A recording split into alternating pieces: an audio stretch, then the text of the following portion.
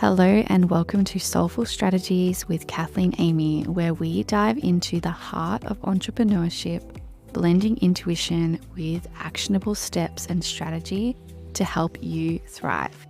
I'm Kathleen, and in today's episode, we are focusing on a vital aspect of business success that often goes underrated and unseen, and that is building your business support network. I think this is especially important to put in the winter season as we navigate through the metaphorically colder, often more isolating winter months. And we're coming up to spring soon, so having a robust support network becomes even more crucial. Today, we're going to explore how to build and nurture a community that not only uplifts you, but also supports and propels your business forward. Let's dive in. I wanted to start this episode by talking about Imbolc, which we have coming up on Friday, the 2nd of August, or the 7th of August if you recognize the celestial date. And I wanted to speak to this because Imbolc marks the beginning of spring. It's often associated with healing and the emerging light of spring. It's a great time for purification, renewal, and the anticipation of new growth, which I think fits in absolutely perfectly with where we are at in this podcast season, episode 9, as we're winding down winter and maybe beginning to feel that inkling of new growth and new connection or reconnection, as we'll discuss in this episode with building a community. When I talk about building a supportive business community, it's not just about expanding your contact list, adding all the connections on LinkedIn. It's about creating meaningful and authentic connections that add value to not only your professional life, but other people's life. In the previous episode, I talked about authentic marketing. And building a supportive business community authentically is a key part of that. So how do we actually deepen our approach to cultivating this network, one that will support and enrich not only our business journey, but the people we work with and others' business journeys too? The first thing that you can do is identify people that you would like to include in your network. Seek out those people who not only align with your business niche or industry, but also share your core values and vision. They don't have to be in your industry for you to feel inspired by them or seek mentorship from them. This alignment is going to ensure that the connections you make are more likely to be supportive of each other and reciprocal and long-lasting. You might like to consider joining industry-specific associations or online communities or groups where you're likely to find like-minded professionals. And remember, don't limit yourself, like I said, to your immediate field or niche or industry. Sometimes the most valuable insights come from those in adjacent or completely different sectors. One of the things that I see that people have a little bit of trouble with when they are networking is how they're approaching it. And I always like to approach networking as something that should be reciprocal and not approaching it with a mentality of what you can gain, but actually what you can offer. This might include sharing your expertise, providing referrals, or supporting others on their business ventures, but it's about actively contributing and being present and engaged when you are.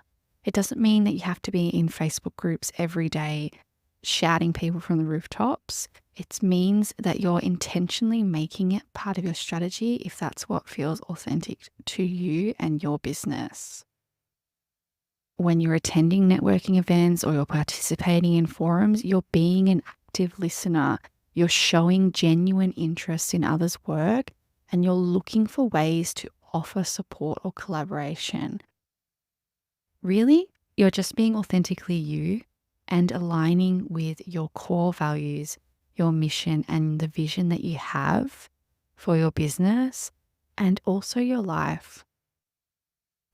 One of the ways that you can build a supportive business community is using social media strategically, utilizing the social media platforms that you're on to not just promote your business, but as a tool for building relationships and engaging in meaningful interactions. As part of your wider soulful strategy, you'll be sharing content that adds value. You can comment thoughtfully on others' posts, and you can use these platforms to celebrate the success of your peers and as another way to showcase your values, your vision, and your mission. Offline as well, this might suit you to build local connections. So while online networking is completely invaluable and it is something as an introvert that I am absolutely obsessed with, it's important to not overlook the importance of local connections if that is something that suits you and your business. Attending local business events, workshops, or community gatherings, sometimes face-to-face interaction can forge a stronger bond than many online interactions.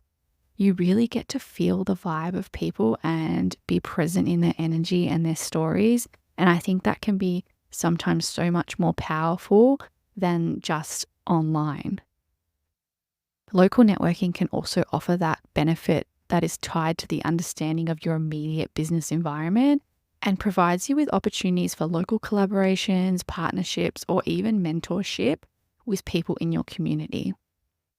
Coming back to the understanding that you're approaching networking as a tool to connect and seek authentic connections, you'll come to realize that building a network and creating relationships isn't going to be a one-time task, but it's an ongoing process.